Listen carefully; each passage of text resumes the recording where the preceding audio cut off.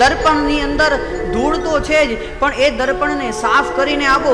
કદાચ એ ધૂળથી એનું દર્પણ પોતાનું દર્પણત્વ ગુમાવતું નથી.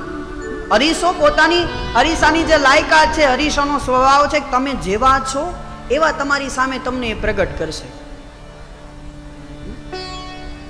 કેવા દેખાવ છો એ જોવું હોય તો ક્યાં જોવું પડે? અરીસામાં. પણ એ અરીસાની અંદર કદાચ ધૂળ લાગી ગયું હોય, એને તમે સાફ કરો તો અરીસો જેવો પેલા હોય ને એવો થઈ જાય.